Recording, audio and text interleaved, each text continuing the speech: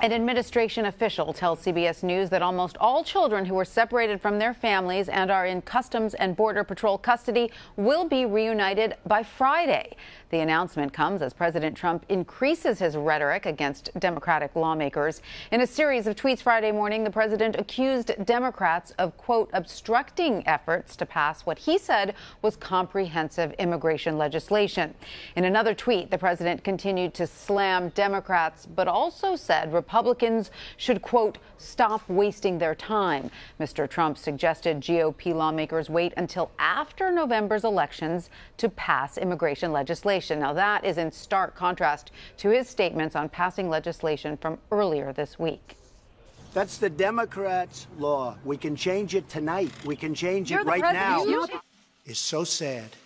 And it can be taken care of quickly, beautifully, and we'll have safety.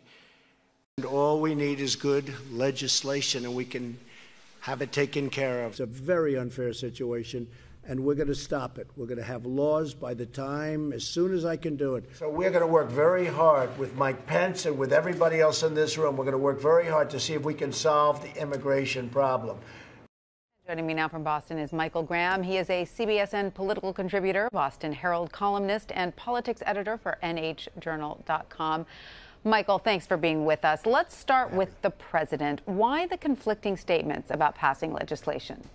Well, I think the technical phrase is he's making it up. I think that would probably be the most accurate way, because the president is always negotiating. He's not your fact checker in chief, without a doubt. And so he's trying to ride the wave of the moment. When he thought he might be able to get some legislation going forward and get credit for that, he was promoting that. Now he's decided that's not going to happen. And so he's telling Republicans, hey, leave this bullet in our gun for November. Because while absolutely there are people who are passionate about immigration from the Democratic side, and they are certainly energized by the horrific images we've seen from the border, his base is energized by the lack of enforcement and the fact that the border is such a mess in the first place. Okay, so, Michael, the president is saying Republicans then should wait until there are more Republicans elected to Congress to vote on this. But does holding off on an immigration bill hurt the chances of increasing GOP numbers? Oh, I think the betting is that it hurts Republicans who are in purple districts, places in New York and Pennsylvania, California. But there's also a calculation being made that those districts may be gone anyway, that when you have a wave election, it's just going to happen. And so what you want to do is you want to energize the people in the purple to reddish districts, the districts where Republicans have a small advantage. And if they can get their base out, maybe they can hold off Democrats in a seat that in a wave year Democrats would pick up. Right. So, the calculations are very, very tough. I will say, though, that the president, when he talks about Congress's role, makes a very good point. Why are we in this mess right now? It's because for the past the Obama years, the W years, the Clinton years, Congress never stepped up and fixed this problem. The agreement that we're operating under, the Fuentes Agreement, I believe it's called, that's been in place for 20 years. It was crafted by a court, not by a Congress. And so he's right that the onus is on the legislature. But the fact is that with 0 Democratic votes, there is no way that Paul Ryan and the Republicans are going to get anything passed. Right. Despite all this, though, we do know that there is a bill somewhat in play. What do we know about the content of the bill that lawmakers might vote on next week? And what are some of the issues that might prevent it from passing? Well, theoretically, the deal is path for citizenship for not just DACA recipients, these 700,000 or so people who've applied for it, but everybody who's in the country now who theoretically could fall under DACA. So that gets the number up to almost 2 million people who would get amnesty and a path to citizenship. That's a pretty big bite for enforcement people to accept. On the other hand, you have $25 billion for border enforcement, which Donald Trump will say is the wall, and which Democrats will say can't be the wall because they will never, ever, ever vote for the wall. And Democrats have made it clear they are prepared to leave the DACA recipients unprotected if it means stopping the wall. They won't give us, if you offer them a swap, which it's interesting. I was thinking about this about 9 months ago. I was here on CBSN with some other folks and we're talking about this. The deal that's there to be made, DACA for the wall. Democrats have said, forget it. If it's the wall, we'll leave the DACA kids unprotected.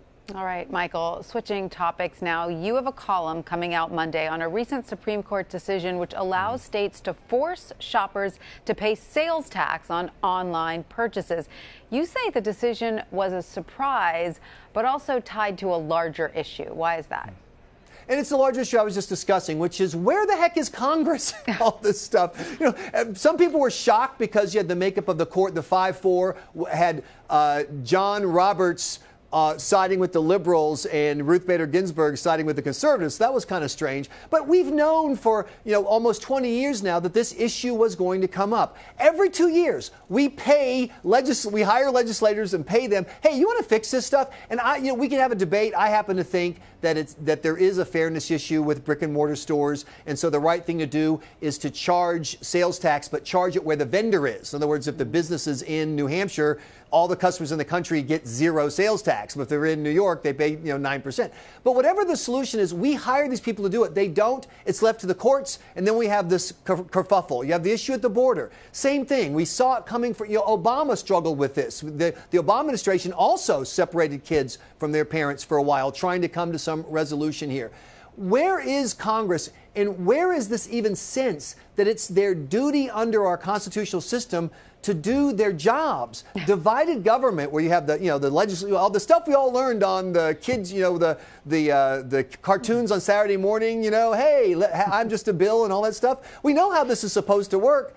They won't do their job. And again, we have these, quote, crises that are really just failures of our Congress to step up and pass laws to provide a solution. I appreciate you quoting Schoolhouse Rock there. Maybe Congress should watch some of that as well. Yes, they should. Michael Graham, thank you. My pleasure.